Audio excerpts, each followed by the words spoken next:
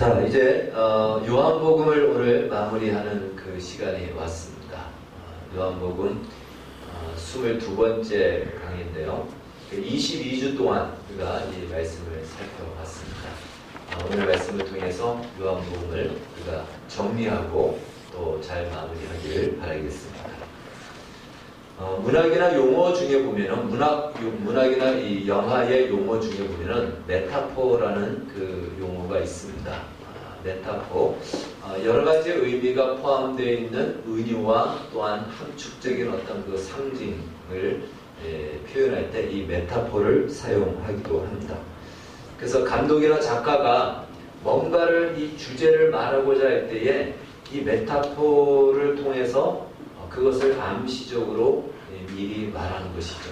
그래서 그것은 어떠한 단어이기도 하고 어떠한 인물이기도 하고 어떠한 사건이기도 합니다. 최근에 개봉된 기생충이라는 영화가 있죠. 그거는 그 제목 자체가 메타포입니다. 이미 제목을 통해서 이 영화가 무슨 영화인지 대략적으로 우리는 예측할 수가 있습니다. 우리가 잘 알고 있는 해밍웨이의 마지막 작품 노인과 바다에서도 보면은 이 노인이 마지막 그 엄청나게 큰 청새치의 앙상한 뼈만 남은 그 뼈만 남은 그 청새치를 배에 싣고 돌아오는 장면, 그거 자체가 인생에 대한 메타포이죠. 그래서 이렇게 작가나 감독들은 이런 메타포를 통해서 핵심적인 이 주제, 자신이 말하고자 하는 것을 이것을 통해서 표현해내고 있습니다. 오늘 우리가 읽은 이 요한복음 21장은 마치 요한복음의 메타포와 같다라고 이렇게 말할 수 있습니다. 지난주에 우리가 살펴본 것은 요한복음의 결론이죠. 요한복음의 결론은 이미 20장 30절 31절에서 말해주고 있습니다. 그런데 또 하나의 사건이 마치 이 부록처럼 에필로그처럼 21장의 이름으로 또 이 요한복음에 붙어있는 것을 보게 됩니다.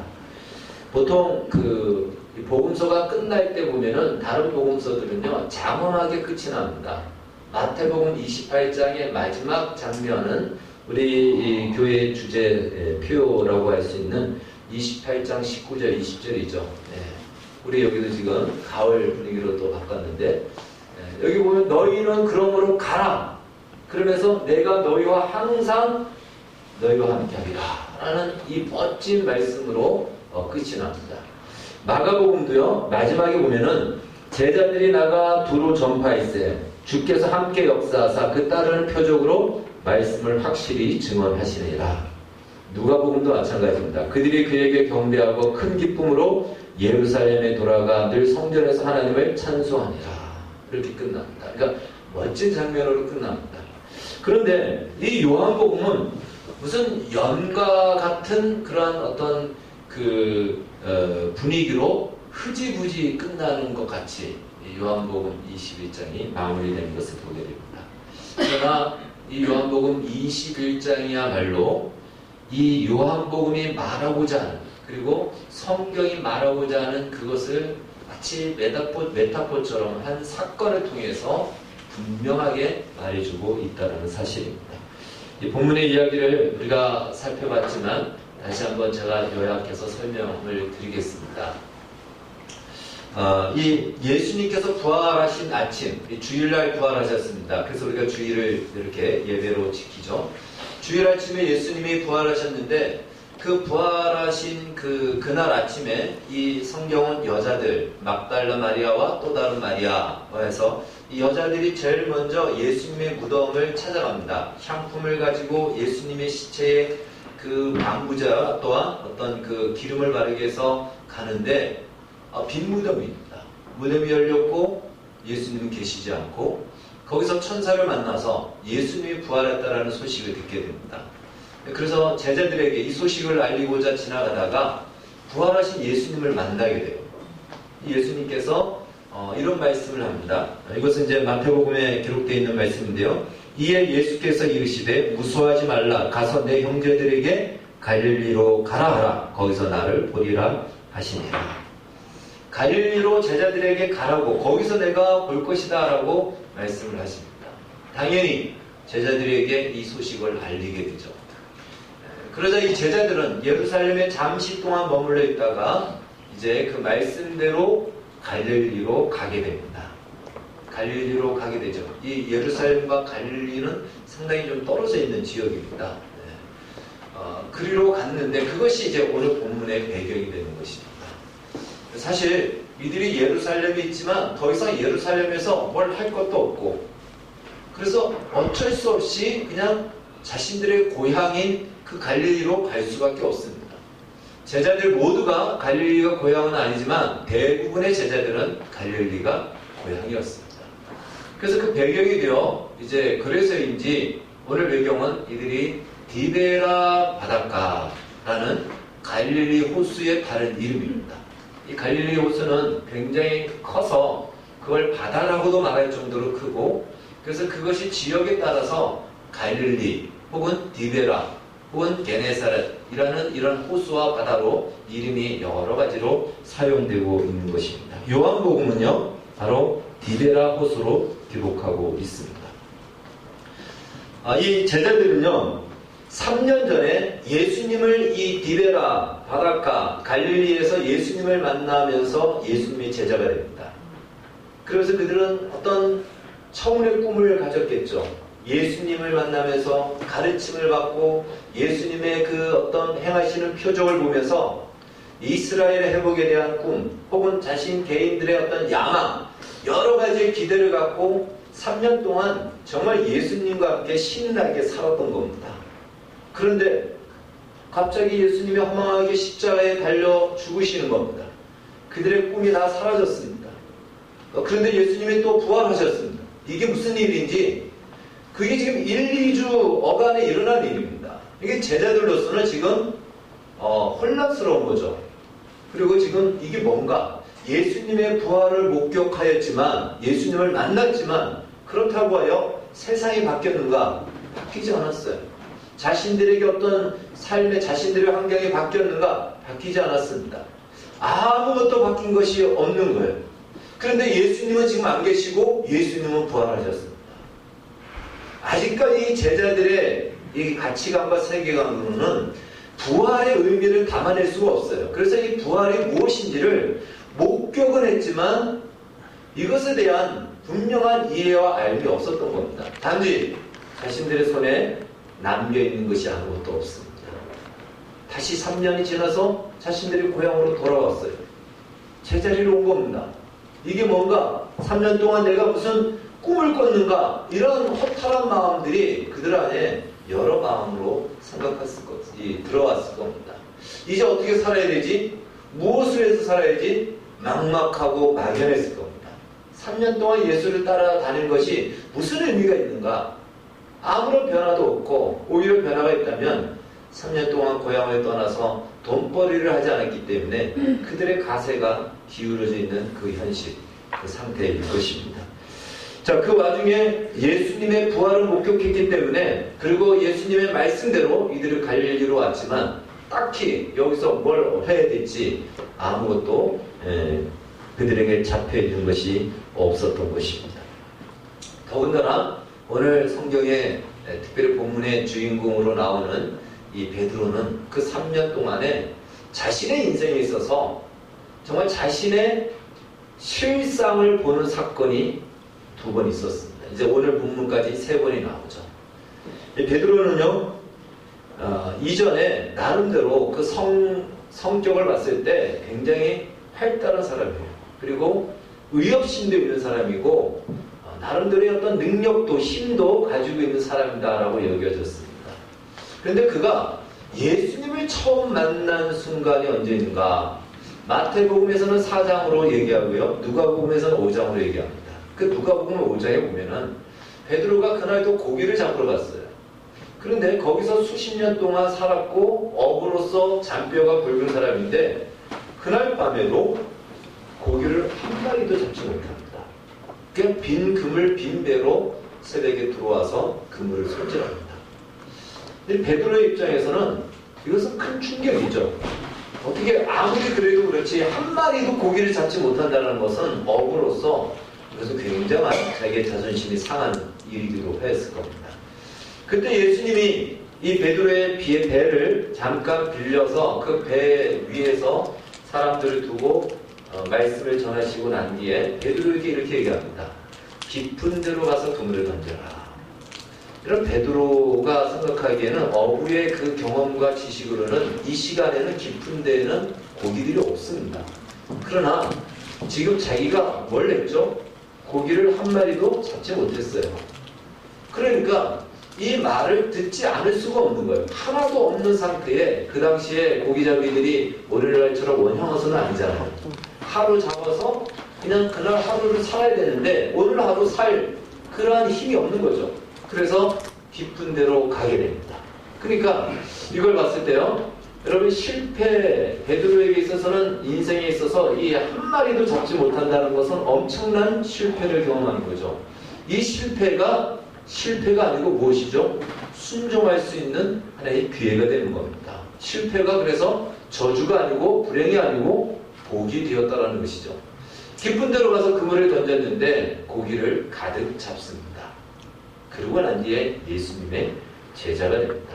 마태복음에서는 이러한 이 베드로를 내가 너를 사람 낚는 어부로 삼을 것이다. 예수님이 그러면서 나를 따라오너라 라고 했을 때 베드로와 그 제자의 형제들이 그물과 배를 두고 예수님을 따르게 된 것입니다. 자, 그러한 한 번의 경험이 있었고요. 또 한 번은 그러니까 자신의 능력의 한계, 내가 아무리 경험이 많아도 고기를 한 마리도 잡지 못하는 이러한 일도 있구나. 지금까지 내가 만선을 했던 경험도 내 힘으로 한 것이 아니구나라는 것을 스스로 깨달을 수 있는 하나의 기회가 되는 것이죠. 또 한 번 베드로는 자신의 실상을 경험하게 됩니다. 예수님의 제자가 돼서 예수님의 수제자로 살아갔죠. 누구보다도 예수님 앞에 충성된 제자로 살았습니다. 항상 앞장섰고 희생하였고 수고하였고 애썼습니다. 예수님의 호위무사처럼 예수님 옆에서 철저히 예수님을 보호했습니다.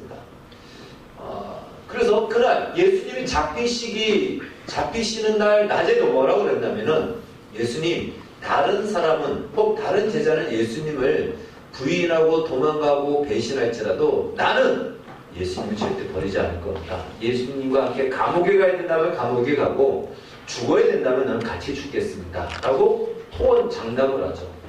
그때 예수님이 이 베드로에게 이렇게 얘기를 합니다. 내가 오늘 다 굴리기 전에 3번 나를 부인할 것이다. 베드로로서는 받아들일 수 없는 말입니다. 무슨 천부당 만부당 하는 말이죠. 아니 내가 지금 주를 위해서 같이 죽겠다고 하는데 그래 참 너는 나의 수제자다 라고 칭찬을 해주지 못할 망정 이게 무슨 말씀인가 이런 아마 기분 나쁨도 가졌을 겁니다. 그런데 그날 밤 예수님이 잡히시게 되죠. 이 유대인들 사내들이 공회의에서 이들이 잡히게 됩니다. 로마의 허락을 받고. 그래서 예수님이 체포돼서 끌려갑니다. 그 순간에 베드로가 예수님을 보호하려고 했지만 그 힘의 무력함을 느끼게 되고 예수님을 저 멀리서 따라가다가 성경은 얘기합니다. 한 여자 종이, 여자 어린아이가 너도 저 예수와 같이 있던 사람이 아니냐? 라고 이렇게 이야기하자 그 여자 무슨 권위가 있고 계급이 있고 권력이 있는 사람도 아니에요. 그냥 여자 종이다라고 성경은 나옵니다. 여자아이예요. 그 말에 활짝 뛰면서 무슨 말을 하냐? 내가 언제 저 예수를 봤다고 하냐? 하면서 예수를 부인합니다. 베드로가 천하의 베드로가 이런 전력이 있습니다. 한 번은 그럴 수 있잖아요. 그런데 또 한 번 하면은 그 다음부터는 쉽게 하게 되는 거죠. 두 번째 또 물어봅니다. 또 물어보니까 또 부인해요. 그리고 세 번째 또 물어보니까 그때는 저주하면서 난 예수와 상관이 없다. 내가 예수를 알면 내 손에 장을 지지라. 이런 말을 하면서 예수를 부정합니다. 배신합니다. 그러자 닭이 꼭 끼워하고 울게 됩니다. 누가복음에서는요. 그때 예수님이 끌려가다가 베드로를 쳐다봅니다. 그래서 베드로와 예수님의 시선이 딱 마주치게 돼요. 그래서 이 베드로가 거기서 예수님의 낮에 하신 말씀이 생각나면서 밖으로 나가 통곡하였더라. 베드로에게는요. 씻을 수 없는 상처와 아픈 것입니다. 그러니까 이 베드로는 자신의 능력의 한계도 한번 예수님을 만나느라 경험했고, 또 자신의 의협심으로 예수님을 위해서 살아가겠다고 했지만 더 큰 어떤 장애물과 더 큰 힘에 부딪히니까 자기 살겠다고 예수님을 배신하는 자신의 이 추악한, 이기적이고 그러한 실상을 베드로는 직면하게 되었고 그것을 보게 된 것입니다. 여러분, 이런 베드로, 그러니 그 마음이 얼마나 복잡하겠습니까? 예수님이 부활하셔서 제자들 가운데 오셨을 때 가장 뜨끔했던 사람이 누굴까요? 베드로 아니겠습니까? 제자들도 다 그런 마음일 거예요. 다 도망갔으니까. 우리는 다 도망갔는데 그 부활하신 예수님이 다시 찾아왔을 때 마음 가운데 기쁨도 있고 경이로움도 있고 희망도 있지만 그 안에 내 죄를 내가 알렸다, 이런 마음들이 다 있는데, 그 중에서도 베드로는 얼마나 그 마음이 자신의 그 모든 것이 다 들킨 바 되고 드러난 것이 아닙니까? 뜨끔했을 겁니다. 그러니 그런 복잡한 마음 속에, 여러분, 복잡하고 막 그러면은 사람들이 그 머리 식히기 위해서 어디 갑니까? 낚시하러 가죠. 산에도 가고 운동도 하고. 그러니까 베드로가 뭐 언제까지 여기 있어야 될지 모르고 앞으로 뭘 해야 될지도 복잡한 신경 속에 고기를 잡으러 가야 되겠다, 아마 그런 마음으로 고기를 잡으러 갔고, 나머지 제자들도 똑같은 상황입니다. 여러분, 여기 보면은 디두모라는 도마라는 사람도 같이 합류를 하는데, 도마는 예수님의 그 못 박힌 손과 찔린 창에 찔린 허리를, 이 옆구리를 만져본 사람이에요. 만져도 봤지만 도마도 역시 마찬가지입니다. 아직까지 이들에게는 부활이라는 그 의미가 무엇인지 그 세계관으로 담을 수가 없어요. 그래서 부활을 목격했지만 바뀐 것이 없습니다. 사람은요, 우리는 인간은 그래요. 내 눈으로 봐도 내가 알고 있는 선 안에서만 그 가치를 인정하지 그 이상은 못 알아봅니다. 못 알아봐요. 그래서 다이아몬드를 알아볼 수 있는 사람은 그 사람이 이미 다이아몬드 수준 이상이라는 겁니다. 그러니까 예수님의 부활을 경험했지만 이 부활이 뭘 말하는지를 이 제자들은 아직도 모르는 거예요. 예수님은 부활하셔서, 그러나 내 삶은 아무런 변화도 없는 겁니다. 여러분, 오늘날도 마찬가지입니다. 우리가 예수님을 믿고 또 예수님의 부활을 경험하고 이런 것을 알지만 이것이 내 삶과 무슨 상관입니까? 이럴 수가 있다는 거예요. 제자들이 지금 그런 상황인 것입니다.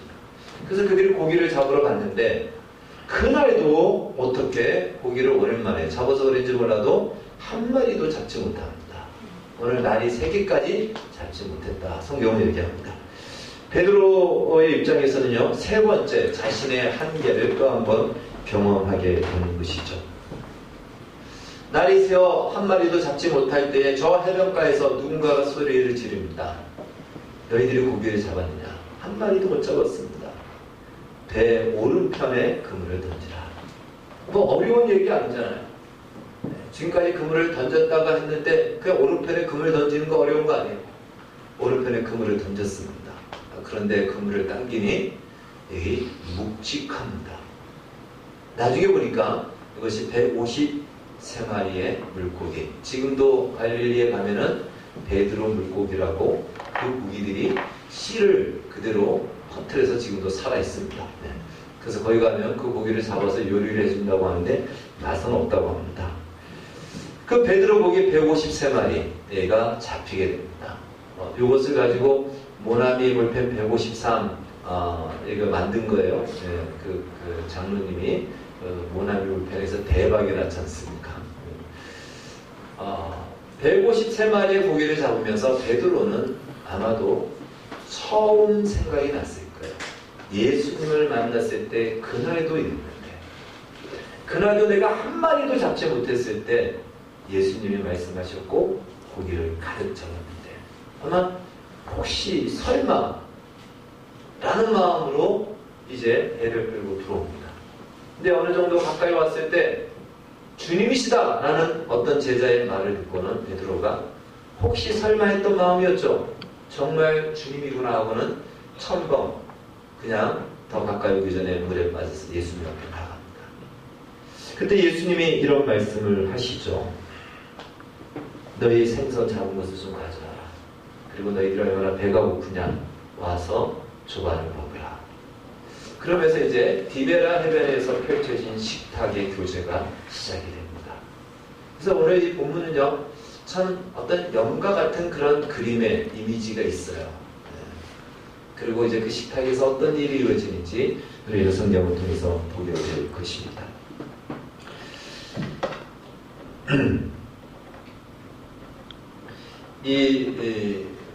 와서 조반을 먹으라라는 이 말씀 속에 제자들과 또 베드로도 성경을 얘기합니다. 아무도 주님인 줄을 알고 당신이 누굽니까? 말한 사람이 없고, 그리고 아무도 어떤 말도 하지 않았다라고 얘기합니다.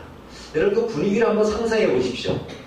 그 분위기는요, 희망이 있고 기쁨이 있지만 그러면서도 뭔가 좀 어색한 느낌도 있지 않을까요? 제자들 역시 부활하신 예수님을 2번이나 목격했고 오늘이 3번째인데, 예수님이 부활하셨다는 것을 2번이나 봤음에도 이들의 마음 안에는 어떤 마음이었냐면 막막했던 것이죠. 나는 어떻게 살아야 되는가? 무엇을 위해서 살아야 되는가? 부활하신 예수님을 2번이나 봤음에도 불구하고 이들은 여전히 아직도 예수님이 말씀하신 것에 대해서 이해가 없었던 것입니다.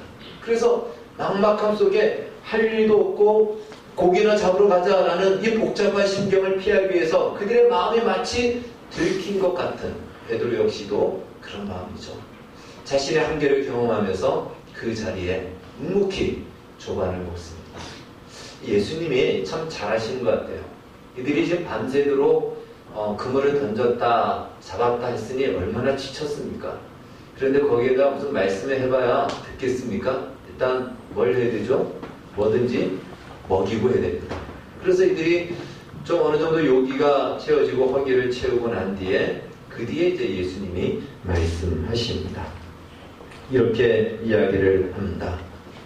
시몬의 아들 요한의 아들 시몬아, 내가 나를 사랑하느냐? 베드로를 향해서 뭐라고 부른다고요? 요한의 아들 시몬아. 베드로야 이렇게 부르면 되는데 요한의 아들 시몬아, 이건 언제 이름입니까? 베드로의 본명이에요. 그러니까 베드로는 예수님이 지어준 이름이에요. 예수님을 만나기 전에 베드로는 시몬으로 불려진 거죠. 그 이름을 부르는 거예요. 왜 본명을 불렸을까? 만약에 베드로야 이렇게 불렀으면 어떤 마음이었을까요? 베드로의 마음 2번 죽이는 거겠죠. 여러분, 베드로라는 뜻은 무엇이냐면 반석, 바위라는 뜻이에요. 그러니까 베드로야라는 말은 뭐냐면 반석 같은 사람아 이렇게 부르는 거예요. 근데 베드로의 지금 심정이 어떻습니까? 예수님 앞에 아주 그냥 호언장담을 했던 그가 그 여자아이의 그 말 한마디에 쫄아서 그냥 예수님 모른다고 부인하고 배신하고 저주까지 했던 그런 사람이 반석입니까? 그러면 베드로야라고 이렇게 부르는 것은 뭐죠? 베드로를 완전히 더 죽이는 거죠.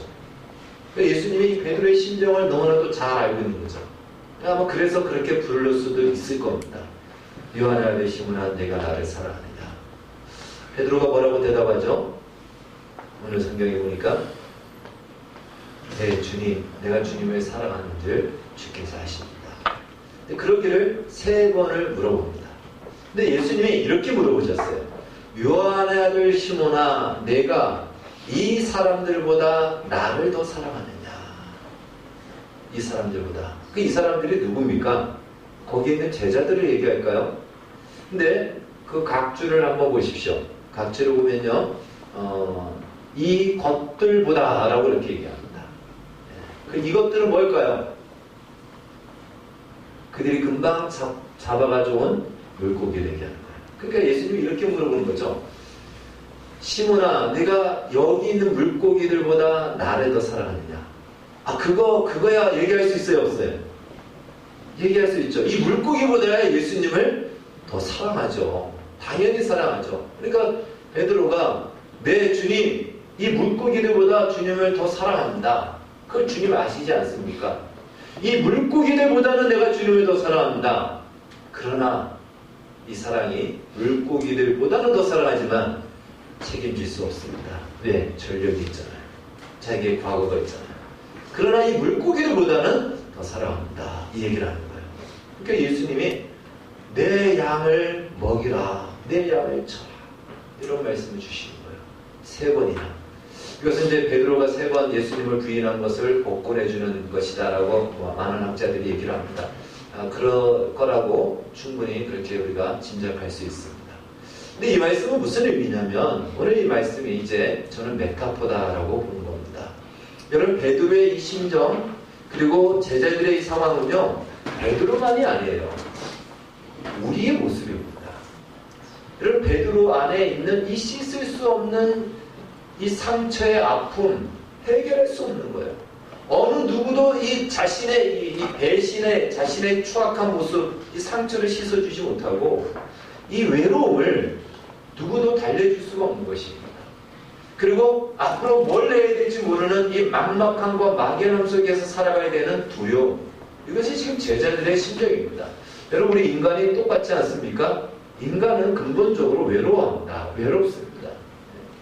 이번에 그 셜리라는 그 연예인이 또 극단적인 선택을 했죠. 그러면서 어떤 기사가 하나 떴는데, 정신과 닥터가 대담하는 내용인데, 그 중에 뭐라고 얘기하냐면 이런 얘기를 합니다. 어느 한 사람이라도 자기를 주목하는 사람이 있다고 한다면 그 사람은 극단적인 선택을 하지 않을 겁니다. 이런 얘기를 해요. 여러분, 인간은 그런 존재입니다. 죄를 지은 인간은요, 근본적으로 외롭습니다. 내 옆에 있는 나의 남편과 아내조차도 나의 마음을 다 헤아려 주지 못합니다. 그냥 그런 줄 알고 살아갈 뿐입니다. 네. 그리고요, 뿐만 아니라 내 안에 있는 추악한 내 모습을 우리는 서로가 보지 않기로 서로 암묵적으로 동의하고 좋은 모습만 보기로 인정하며 사는 것입니다. 우리 안에 근본적인 상처가 있어요. 버림받은 상처가 있고, 그래서 내가 누군가를 죽이지 않으면 내가 살 수 없는 위기의 상황에서는 내 양심도 버리며 나의 살 길을 궁리하는 것이 우리 인간입니다. 네. 그것이 우리 인간의 모습이고 버려진 우리의 실상이다라고 볼 수 있죠. 우리가 뭔가 할 수 있다라고 하지만 얼마나 많은 것을 하겠습니까? 얼마나 많은 것을 하겠습니까? 우리의 건강에도 실패할 수 있고요. 또한 잘 나가다가 어느 때에 내가 원치 않는 세상의 흐름 속에 나의 잘 나가던 사업이 하루아침에 곤두박질 칠 수도 있고, 많은 경우가 사실 자신만만하다고 말할 수 있는 것이 아무것도 없는 것이 우리 인간의 실상인 것입니다. 그래서 인간은 근본적으로 그런 두려움과 외로움과 불안함 속에 살아갑니다. 그걸 커버하기 위해서 그러지 않은 척 많은 것들로 치장하며 살 뿐인 것이죠. 이 제자들과 베드로의 심정 다를 바가 없습니다. 근데 그곳에 예수님이 찾아오신 겁니다. 찾아오셔서 베드로의 그 속내를 다 뒤집어 엎어서 너 이렇게 추악할 수 있고 너 이렇게 배신을 할 수 있고 어떻게 그런 말을 하고는 이런 인생을 이렇게 살 수 있냐라고 다 끄집어내지 않고 한마디 물어보시는 거죠. 시몬아, 네가 나를 사랑하느냐? 그런데 그 사랑하느냐라고 물어보면은 사랑의 기준이 없잖아요. 그러니까 이것들이 뭐다? 여기 있는 물고기들보다 나를 사랑하느냐? 그 정도는 사랑한다라고 얘기할 수 있지 않겠습니까? 그 정도는 사랑한다. 그러니까 예수님이 뭐라 그래요? 그럼 됐다라고 하는 거예요. 그런데 저는 여기서 예수님을 왜 시몬이라는 이름을 불렀는가? 단순히 그 상처의 마음 때문에 그런 것이 아니고요. 처음 예수님이 이 베드로를 만날 때에 시몬이라고 불렀어요. 그리고 난 뒤에 내가 너를 살아남는 어부가 되게 할 것이며 너의 이름을 베드로라 라고 이름을 다시 줍니다. 자, 처음에 예수님이 이 베드로를 만났을 때에 나를 따라오너라 라고 했을 때 이 베드로가 배와 그물을 두고 예수님을 따라갔습니다. 그러니까 오늘 이 사건은요, 베드로의 과오와 베드로의 실수와 베드로의 이 배신과 약한 모습들, 허물, 이런 것들을 다 뛰어넘어 그냥 처음으로 돌아가자는 거예요. 처음으로 돌아가자는 거예요. 너 그때 내가 너를 불렀을 때 너는 배를 두고 그물을 두고 나를 따라오지 않았느냐? 됐다라는 거예요. 배와 그물이 무엇입니까? 이것들이에요. 이것들보다 더 예수님을 사랑하여 예수님을 따라오지 않았느냐? 지금도 됐다. 그러면 너는 내가 너를 부른 것, 처음 너를 부른 대로 내가 너를 사람 낳는 업으로 만들어줄 것이다. 이 얘기입니다. 만약에 베드로라고 하였다면 베드로는 이런 마음이죠. 주님 사랑합니다 라고 고백을 하였지만 그는 예수님을 사랑하지만 예수님이 말씀하신 대로 사도의 직분을 감당하지 못하겠다는 거예요. 마태복음 18장에 보면은 예수님께서 베드로에게 천국 열쇠를 주잖아요. 천국 열쇠를 맡은 자로서의 그 삶을 감당하지 못하겠다는 거예요. 예수님, 내가 예수님을 사랑하는 것은 맞습니다. 그러나 내가 교회의 지도자가 되고 사도가 되는 것은 난 감당하지 못합니다. 차라리 평생 참회하며 살라라고 하면 참회하며 살겠습니다. 그거는 하겠지만 예수님을 모른다고 배신했던 내가 지도자가 된다는 것은 감당할 수 없습니다. 베드로의 마음은 그 심정이었어요. 근데 예수님이 그걸 뛰어넘어 이렇게 얘기한 거예요. 우리 처음으로 돌아가자. 내가 너를 처음 불렀을 때 너는 나를 따라왔다. 그러면 됐다. 지금 네가 이것들보다 나를 더 사랑하느냐? 사랑한다라고 고백하지 않느냐? 그럼 됐다. 너의 잘못과 너의 배신과 너의 상처 그것은 이미 내가 다 담당했다. 내가 너를 사람 나누고 여전히 내가 너를 부르고 있다. 이것이 오늘 요한복음 21장입니다. 여러분 이것은 바로 죄를 지은 우리 인간을 찾아오셔서 그 비참한 자리까지 오셔서 우리의 허물을 다 끄집어내서 우리를 부끄럽게 하고 우리를 수치스럽게 하는 것이 아니고 그 모든 수치와 허물은 예수님 그분이 담당하시고 우리에게는 예수님께서 영광의 부르심, 사람 낚는 업으로 하늘나라의 위대한 하나님의 동력자로 우리를 부르시고 그 부르심을 책임져 가고 있다는 것입니다. 바로 그런 아름다운 복음의 메타포가 이 사건을 통해서 우리에게 보여줍니다. 이것이 바로 구원이라는 것이죠. 어찌할 수 없는 스스로는 이 한계를 벗어날 수 없는 베드로의 한계를 주님께서는 그 한계를 통해서 비로소 자신의 힘을 내려놓게 합니다. 여러분 베드로는 이 사건 이후로 변화가 됩니다. 어떤 변화가 되냐면 사도행전에 가면 성령을 받게 되죠. 그러고 난 뒤에 사도행전 3장에 가면은 성전 미문에 앉아있는 나면서부터 안준뱅이된 이 사람을 향하여서 베드로가 이렇게 얘기합니다. 은과 금은 내게 없거니와 내게 있는 것 곧 나사렛 예수의 이름으로 일어나 걸어라. 여러분 그동안 베드로는 자기의 힘으로 주님을 믿었어요. 자기의 힘으로 내가 주를 위해서 죽기도 하겠습니다. 걱정하지 마십시오. 왜요? 베드로는 스스로 그런 힘을 가지고 있는 사람이었어요. 충정심이 대단했고요. 또한 그런 능력도 있는 사람이라고 여겼던 겁니다. 그래서 자기의 힘으로 주님을 믿는다고 하였지만 그럴 때마다 무엇했죠? 실패를 했습니다. 무너졌습니다. 그 안에 예수를 믿고 하나님을 섬기는 것은 우리의 힘으로 믿는 것이 아니라는 것이죠. 여러분 오늘날도 마찬가지입니다. 우리가 하나님의 나라를 위해서 애쓰고 헌신한다고 하지만 우리가 가진 것으로 우리의 힘으로 하는 것이 아니라는 것이에요. 예수님께서 이 베드로의 실패를 통해서 베드로가 이것을 다 내려놓게 하신 거죠. 그러고 난 뒤에 진짜 무엇으로 주를 섬긴다? 예수의 생명으로 주를 섬기는 것입니다. 그러니까 베드로가 나중에는 나에게 있는 것은 나의 의욕심도 아니고 나의 충성, 나의 힘, 능력, 나의 지식, 지혜, 경험이 아니고 예수가 내 안에 있어.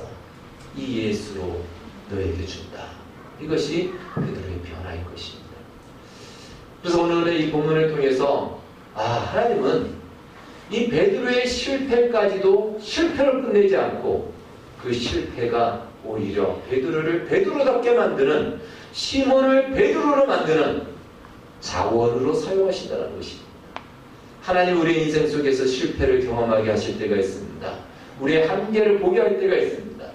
그래서 우리 힘으로 아무것도 할 수 없는 그 한계 속에서 막막함과 막연함 속에서 두려움과 불안 속에서 이게 뭔가 하는 이 모순된 현실을 부정하고 불평하는 그 한계를 우리로 하여금 경험할 때가 있습니다. 그러나 그 모든 한계를 통해서 우리의 실패를 통해서 주님께서는 진정한 시작과 승리를 허락하신다는 사실입니다. 실패가 없다면 우리는 여전히 우리의 지식과 우리의 힘과 우리의 지혜로 하나님을 섬기려고 할 것입니다. 그것이 아니라는 것이죠. 그것이 신앙이요, 이것이 구원임을 오늘 본문을 통해서 우리에게 가르쳐 주고 있습니다. 바로 이 요한복음 21장, 앞으로 우리는 수없이 인생을 살아가면서 이 경험을 할 것입니다. 그때마다 기억하십시오. 다른 것은 다 몰라도 그 실패했던 베드로의 가장 밑바닥이 다 드러난 그 자리에 주님이 찾아오셨고, 내가 이것들보다 더 사랑하느냐라고 했을 때 그 물고기들보다야 주님을 더 사랑하지 않겠습니까? 그거는 그냥 우리 모두가 고백할 수 있는 사랑일 것입니다. 주님은 그러면 됐다라는 거예요. 그러면 됐다라는 것입니다. 이 사랑의 영광, 이 디베라 해변에서 베푸신 이 식탁, 그 식탁을 통해서 500리어가 디베라에서 온 사람들을 통해서 베풀어졌고, 최후의 만찬인 예수님께서 떡을 주면서 내 살을 먹는 자가 영원한 생명을 얻으리라는 이 만찬의 영원한 천국 잔치로 이 마지막 식탁을 베푸신 것입니다. 우리의 인생 속에 이런 식탁들이 많아져서 주의 부르심을 쫓아가는 복된 인생을 살아가기를 주의 이름으로 축원합니다. 기도하겠습니다. 주님 감사합니다. 가장 한계와 밑바닥의 자리에, 그래서 어찌할 수 없고 할 바를 모르는 이 제자들, 그들을 위해서 주님은 식탁을 베풀어 주셨습니다. 그리고 와서 저반을 먹으라, 그들의 배고픔을 채워주셨습니다.